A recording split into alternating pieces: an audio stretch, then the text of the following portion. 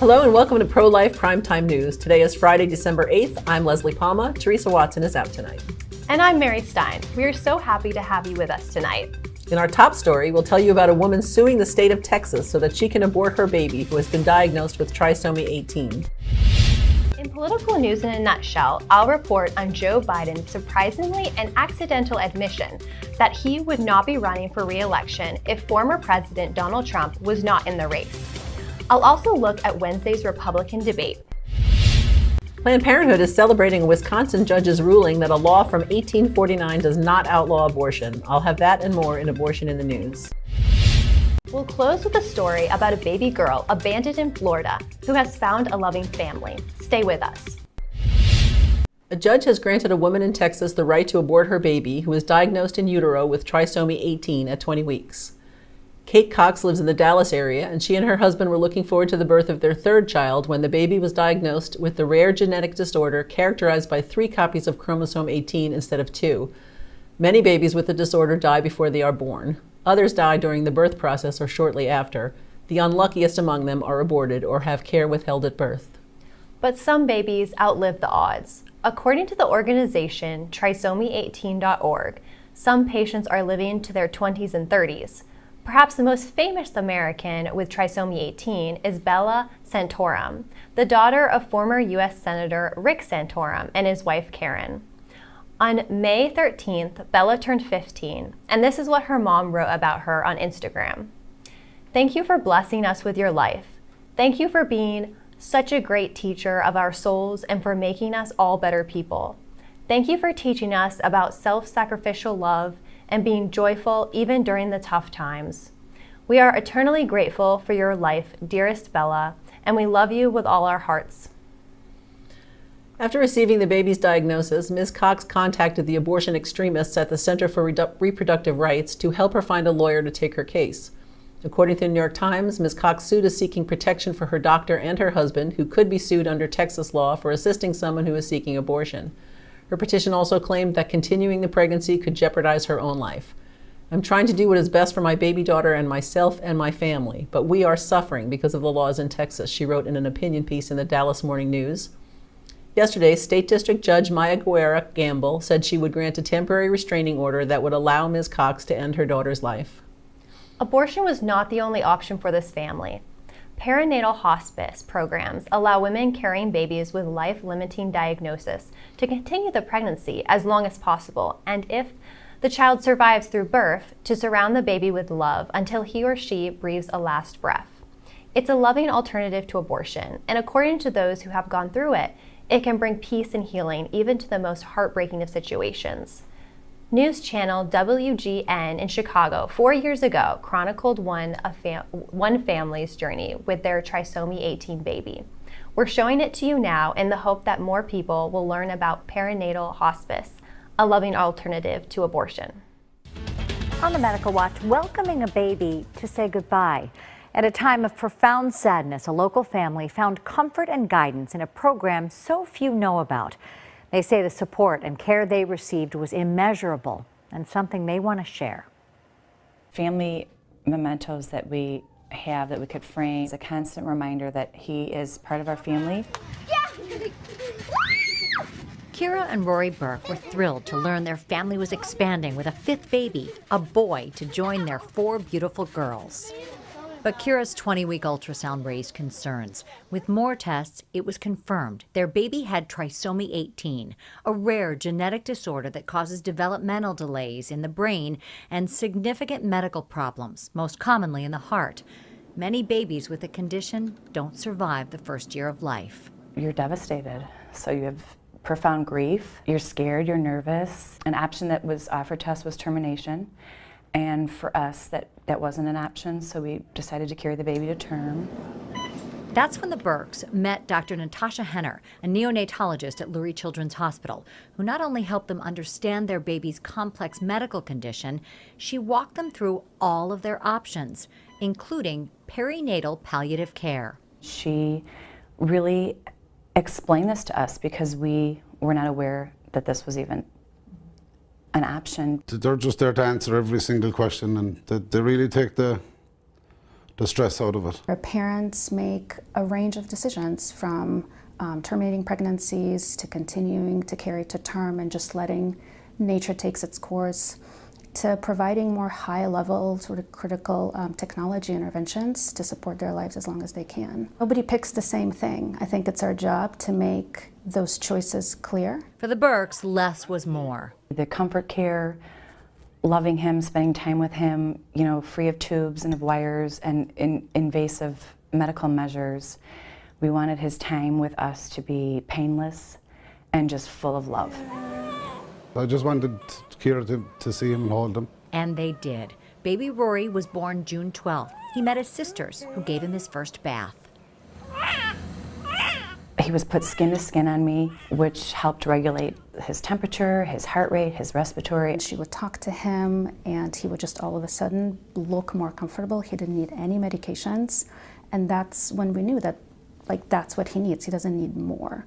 But we had lots of conversations. Does it make sense to go to the NICU? Does it make sense to, you know, again, consider things like a ventilator? But at the end of that decision is more time in the NICU, less time at home. And for some parents, that's absolutely the right thing. For them, it just wasn't. We didn't know if we had minutes, hours, days, weeks, instead of doing the NICU with artificial means to keep him alive, and then maybe having to decide to take him off that is something that for us personally, we didn't have to put him through that. After 3 days in the hospital, baby Rory came home, where a perinatal hospice nurse made regular visits and helped the girls make special keepsakes to remind them of their little brother. She did a bunch of art projects with the girls and did little feet prints. And the palliative care team prepared the Burks for the baby's final hours. He was held for 5 days straight. He was never put down. He died on Father's Day.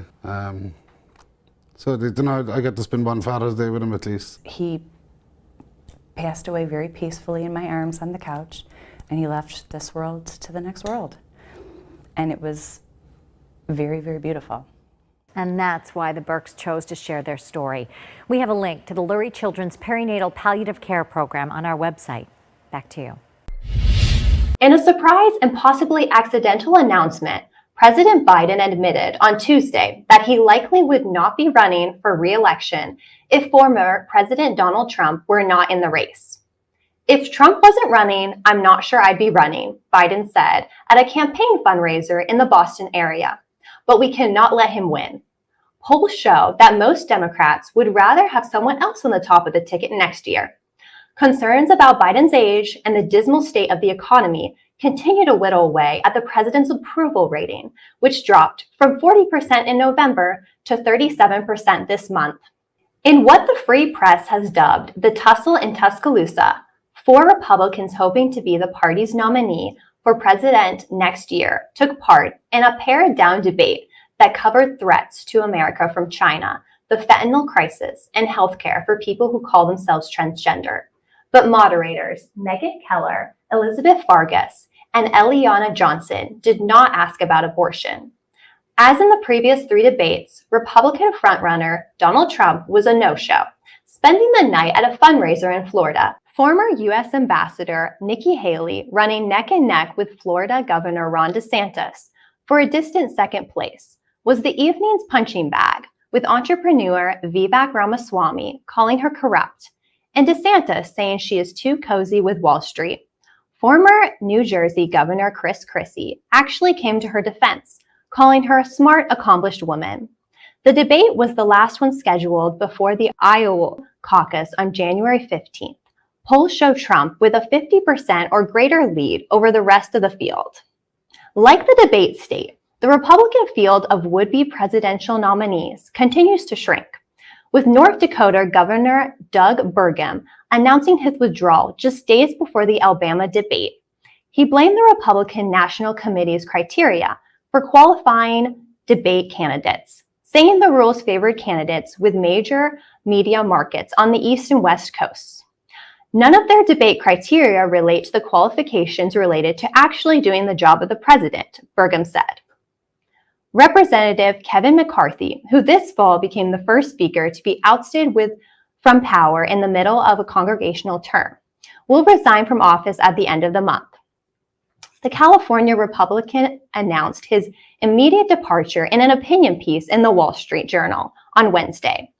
I will continue to recruit our country's best and brightest to run for elective office, Mr. McCarthy wrote. The Republican Party is expanding every day, and I am committed to lending my experience to support the next generation of leaders. The GOP's majority in the House fell to 3 seats with the expulsion of New York Representative George Santos last week. A special election to replace him will take place February 13th. To replace McCarthy, California Governor Gavin Newsom will have 14 days after McCarthy's final day to call a special election, and by state law, the election has to take place 4 months later. Also heading to the House exit is Representative Patrick McHenry, who served as temporary speaker for 3 weeks after McCarthy's ouster. I will be retiring from Congress at the end of my current term, McHenry said in a statement Tuesday. This is not a decision I come to lightly, but I believe there is a season for everything, and for me, this season has come to an end. Congressional Democrats have introduced legislation that would allow convicted felons to vote in federal elections, a proposal that, if enacted, could restore the voting rights of millions of people. Representative Ayanna Pressley of Massachusetts and Senator Peter Welch of Vermont submitted the legislation named the Inclusive Democracy Act on Tuesday. And that's political news in a nutshell. Planned Parenthood is celebrating an opinion from a Wisconsin judge who ruled for a second time that a state law from 1849 does not ban abortions as long as the mother consents to the killing of her child. In July, Dane County Circuit Judge Diane Schlipper ruled that the law prohibits someone from attacking a woman in an attempt to kill her unborn child, but doesn't apply to abortions. At that point, Planned Parenthood resumed abortion procedures at their Madison and Milwaukee killing centers. This week's reaffirmation from Schlipper prompted the nation's biggest abortion seller to announce it would crank up its killing machine in Sheboygan as soon as possible. But Sheboygan County District Attorney Joel Urmanski has appealed the ruling, and the case appears destined for the Wisconsin Supreme Court, where pro-abortion justices are in the majority. A North Carolina man has been charged with the murder of his unborn child. Police say Raymond Callicutt last month attacked his ex-girlfriend, Jenny Hearn, at her home on November 11th. She went to a hospital on November 13th, concerned about her baby. Josiah was born the next day at 24 weeks and lived for just 12 hours. An autopsy revealed he had injuries to his liver, brain, heart, and lungs. The cause of death was blunt force trauma. Callicutt was arrested on November 28th. Violence against pregnant women and their children is not uncommon. Homicide kills more pregnant women than high blood pressure, hemorrhage, or sepsis. U.S. Senator Tommy Tuberville has ended his months-long hold on all military promotions and will allow hundreds of promotions to be approved in one vote, as opposed to making Democrats approve them one at a time. The Alabama Republican placed the holds on nomination in protest of Biden's abortion tourism policy that forces Americans to fund travel for members of the military who want to abort their children. He will continue his holds on 12 four-star general nominees. We didn't get the win that we wanted, Tuberville said. We've still got the bad policy. The first-term senator said he has no regrets about waging his battle to protect unborn children and American taxpayers. An Indiana appeals court on Wednesday heard arguments in a class action lawsuit that claims the state's near-total ban on abortion violates a state law guaranteeing freedom of religion. 5 anonymous plaintiffs and the group Hoosier Jews for Choice say the law contradicts Jewish belief that a baby attains the status of a living person only at birth. A University of Chicago survey has uncovered a worrisome trend. An increasing number of Americans favor resorting to violence against pro-lifers. According to the Society for the Protection of Unborn Children, the university's Project on Security and Threats found that in June 2023, 12% of Americans agreed with the statement, "The use of force is justified to restore the federal right to abortion." 6 months earlier, just 8% agreed. The increase was most pronounced among Democrats, with support for violence doubling in the 6-month period. Another study found that U.S. pro-lifers suffered 22 times more attacks than pro-abortion individuals and groups between May and September of last year.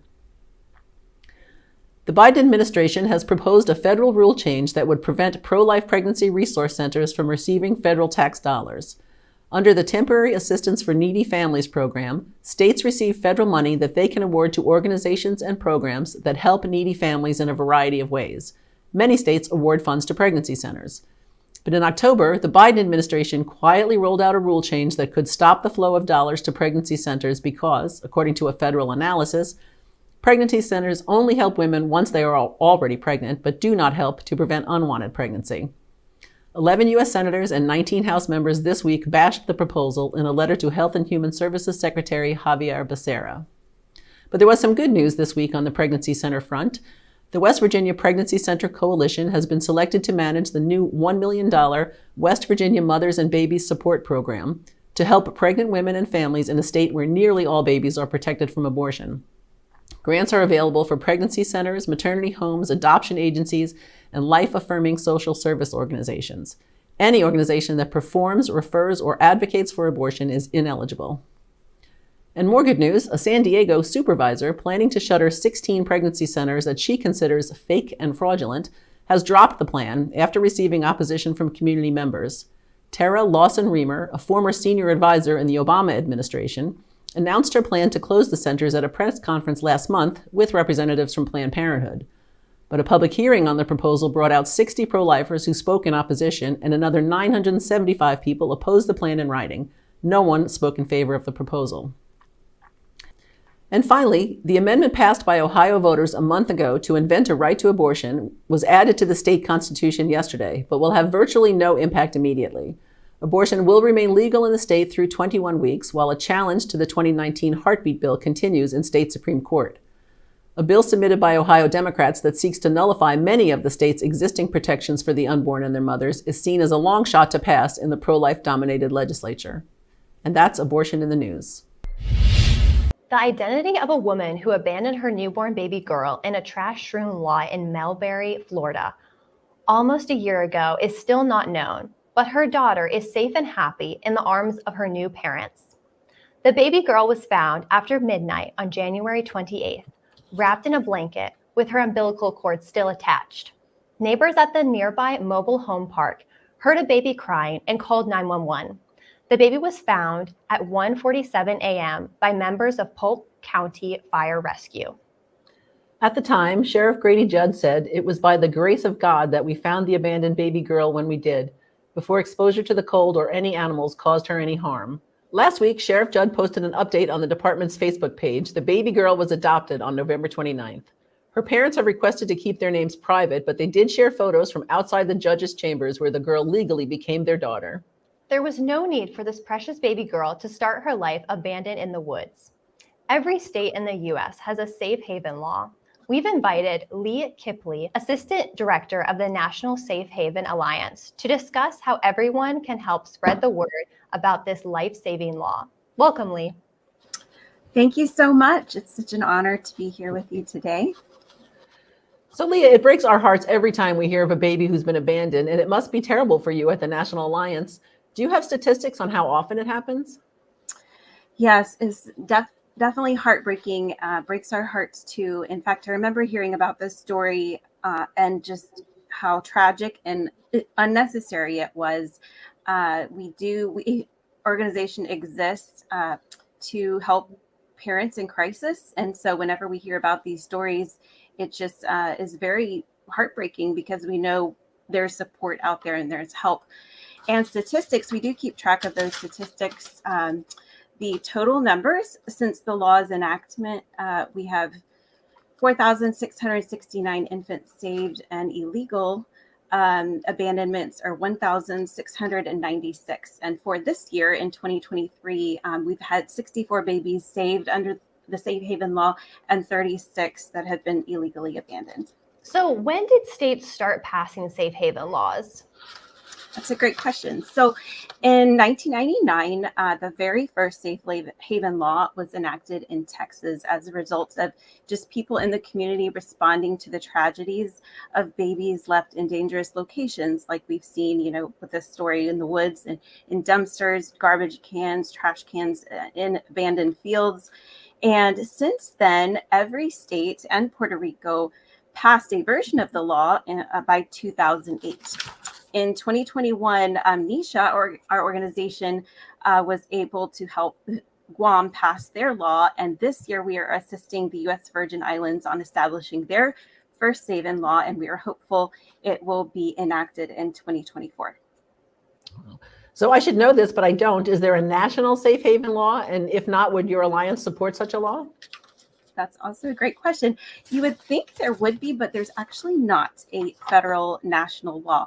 But I'm so glad you asked, because we are currently working on that with a federal work group of experts, safe haven experts, and we're hopeful to introduce this legislation in the coming year. We just think it's important to provide uniformity and minimum standards to the laws, and this will help in continuity of care for parents and assisting providers across the U.S. So we talk about safe haven every chance we can get on this show, but what else can we and our viewers do to help spread the word? Yes, absolutely. This is definitely a community effort, a state effort. Everyone can get involved with sharing our hotline, I think, is probably the most important thing.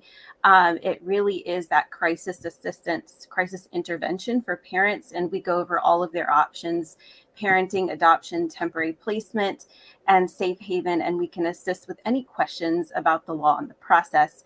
And additionally, I think it's very important that there's just awareness in the community. We need to spread awareness about the law. We need to work on model legislation and updating the current laws, and also to provide education to the providers, to fire stations and hospitals, that they know how to handle this type of situation. And you can always volunteer and get involved with us. Go to our website and fill out a volunteer form. We do have programs where we send care packages to parents that are in need of supplies. If they choose parenting, we can send them a baby shower sprinkle in a box. And then we also provide baby love bags to safe haven providers, so they're prepared with the things that they need to receive an infant, such as a diaper, a onesie, a blanket, and those types of items that they'll need if they do receive an infant. Well, Leah, thank you so much for joining us. There aren't many issues all Americans can agree on, but saving babies from abandonment is certainly one of them. So I want to thank you for the life-saving work that you do every day. Thank you so much for having me. Okay, good night. Thank you. Thank you so much for joining us on Pro-Life Primetime News, produced at Priests for Life headquarters in Titusville, Florida. If you like our show, please support us by making a donation to prolifegift.org. These donations help fund all of our work here at Priests for Life, which enables us to continue educating, equipping, and activating God's people to end abortion. For all of your pro-life news updates during the week, please follow us on X, formerly known as Twitter, at Pro-Life News Show. I'm Mary Stein, Public Outreach Associate. I'm Leslie Palma, Communications Director. Remember, life is the only choice.